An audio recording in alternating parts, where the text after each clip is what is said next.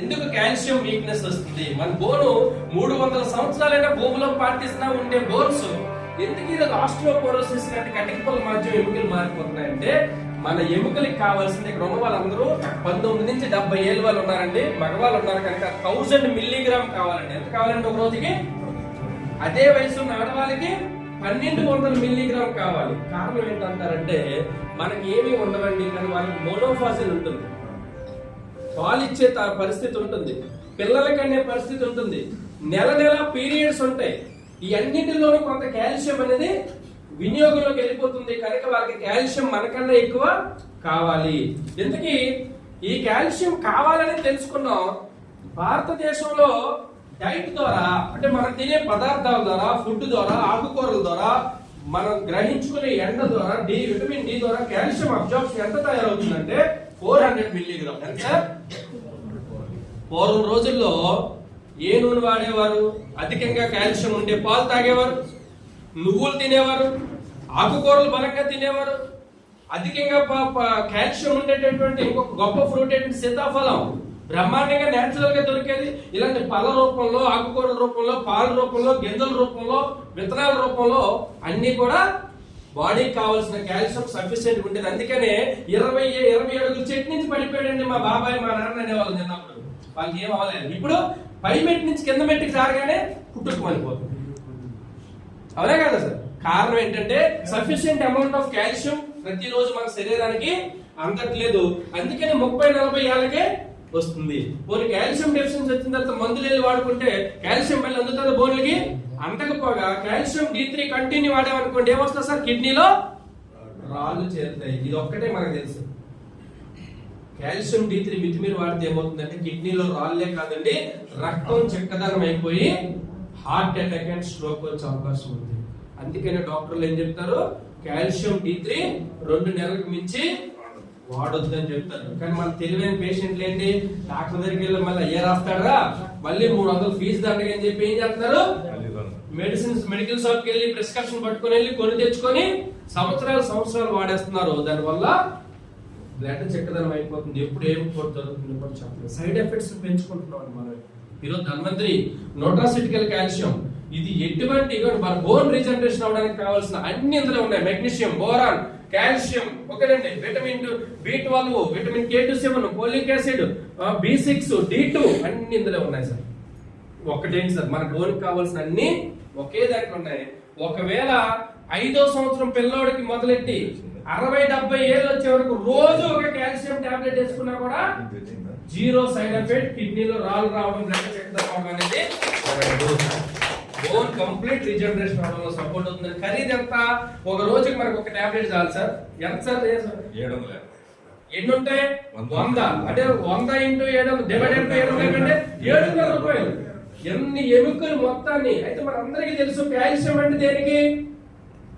Bone, అంతే కదా sir? కానీ కరెక్టే, 95% of calcium, amount of calcium దేనికి అవసరం? ఎముకలకి.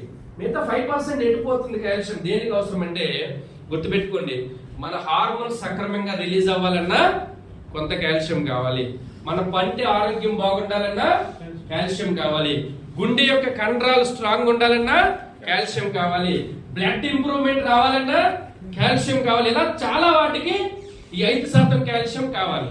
ఇప్పుడు రోజు మనకు కావాల్సిన కాల్షియం సప్లిమెంట్స్ ద్వారా ఇచ్చామనుకోండి, ఈ ప్రాబ్లమ్స్ అన్నింటికి సొల్యూషన్ ఉంటుందండి. రోజు కావాల్సినంత ప్రోటీన్ ఆహార పదార్థాల్లో దొరకట్లేదు కనుక ఫుడ్ సప్లిమెంట్ తీసుకున్నాం అనుకోండి, ఎముకలు మన సెల్స్ కావాల్సిన కణ పోషణ, కణ నిర్మాణం జరుగుతుంది. ఇలా చెప్పుకుంటూ చాలా విషయాలు ఉన్నాయండి. ఎక్కడితో మన కంపెనీ 4 ప్రధానమైన, ఇంకోటి చెప్తాను సార్, సెక్సువల్ గా కూడా ఎవరైనా వీక్ గా ఉంటే సెక్సువల్ గా కూడా స్టామినా పెరగాలంటే కాల్షియం కావాలి. 100% లైంగిక చర్యలకి కూడా కాల్షియం అవసరము. డయాబెటిక్ పేషెంట్, షుగర్ ఉన్న వాళ్ళకి సెక్సువల్ వీక్నెస్ వస్తుంది. కంపల్సరీగా షుగర్ ఉన్న వాళ్ళు ప్రతి ఒక్కరూ కూడా డైలీ ఒక కాల్షియం టాబ్లెట్ తీసుకుంటే దానివల్ల కాల్షియం ఇంక్రీజ్ అవుతుంది, సెక్సువల్ గా కూడా స్టామినా రావడానికి అవకాశం ఉంటుందండి. ఎక్కడితో ఆగలేదు సార్, ఆర్థో కేర్ తీసుకొచ్చారు, జాయింట్ హెల్త్ మీద, అలాగే కార్డియో హెల్త్ మీద కార్డియో కేర్ తీసుకొచ్చారు. కార్నికోటెన్ అనేది గుండెకి మాత్రమే పరిమితం కాదండి, సెల్స్ పవర్ హౌస్ లాంటిది. ఇందులో ఎందుకు ఉందంటే కార్నికోటెన్ అనేటువంటి దాంట్లో కోఎంజైమ్ క్యూటెన్ అనే పదార్థం, ఎల్ కార్నిటిన్ అనే పదార్థం, ఆస్టాజాంతన్ అనేటువంటి పదార్థం, 3 మూలకాలు ఉన్నాయండి. ఇది చాలా బాగా పనిచేస్తుంది బ్రెయిన్ మరియు హార్ట్. అలాగే ఇన్ఫెర్టిలిటీ అంటే వీర్య కణాల సంఖ్య తక్కువ ఉన్న మగవాళ్ళకి కానీ సెక్సువల్ స్టామినా పెరగడానికి కూడా సపోర్ట్ అవడంలో సపోర్ట్ అవుతుందండి. అలాగే నెక్స్ట్ ప్రోడక్ట్ రెస్పిరేటరీకి ఏముందండి ఇందులో పదార్థం చూసుకుంటే రెస్పిరేటరీ పదార్థాలు ఏమున్నాయంటే కంటకారి, అర్జున, తెల్లగలిచేరు, తులసి, కరివేపాకు. కదిపత్తి అంటే కరివేపాకు. ఓకే, పునర్నవాకు కూడా ఇందులో ఉందండి. పునర్నవాకు తెలుసు కదండి, ఇది ఊపిరితిత్తుల రీజన్. దీనికి కఫం పట్టే వాళ్ళకి, లంగ్స్ లో నిమ్ము ఉన్న వాళ్ళకి, ఆస్తమా ఉన్న వాళ్ళకి, బ్రాంకైటిస్ ఉన్న వాళ్ళకి ఇది జస్ట్ గోరువెచ్చని నీటిలో కలుపుకొని తాగితే చాలా బాగా రికవర్ అవుతుందండి. ఇలా చెప్పుకుంటూ పోతే కిడ్నీ హెల్త్ కి మన దగ్గర యూటరైట్ అనేటువంటి ప్రోడక్ట్ ఉంది, బ్రెయిన్ హెల్త్ కి న్యూరారిచ్ అనే ప్రోడక్ట్ ఉంది, యాంటీ క్యాన్సర్ ప్రొడక్ట్స్ ఉన్నాయి మన దగ్గర, సిసిఆర్ అని, ఫైటోగ్రాన్ మేల్ హార్మోన్ ప్రొడక్ట్ ఉంది. ఓకేనండి, గ్రీన్ రిచ్ అని చెప్పి యాంటీ ఆక్సిడెంట్ ప్రొడక్ట్ ఉంది, పసుపు సంబంధించినటువంటి ప్రొడక్ట్ మన దగ్గర ఉంది. ఇది కాకుండా జైవో రిచ్ డైజెస్టివ్ కేర్, జీర్ణ వ్యవస్థకు సంబంధించినంత వరకు కూడా ఉంది. ముఖ్యంగా డైజెషన్ సిస్టమ్ అతిపెద్ద ప్రాబ్లం ఏంటో తెలుసండి, గ్యాస్ట్రిక్ ముదిరితే అల్సర్, అల్సర్ ముదిరితే క్యాన్సర్. వీటన్నిటికన్నా భయంకరమైన సమస్య ఏంటంటే ఐబిఎస్ అని ఒక ప్రాబ్లం ఉంది. తెలుసా ఎవరికైనా ఐబిఎస్?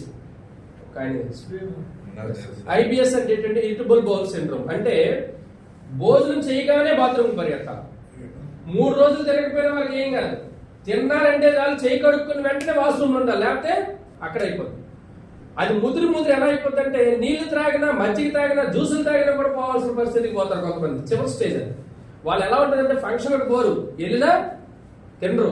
వాళ్ళు తినాలంటే దగ్గరలో బాత్రూమ్ ఏమైనా కన్వీనియంట్ ఉందని చూసుకోవాలి. అలాంటి భయానకమైన పరిస్థితి. దానికి ట్రీట్మెంటే లేదు సార్.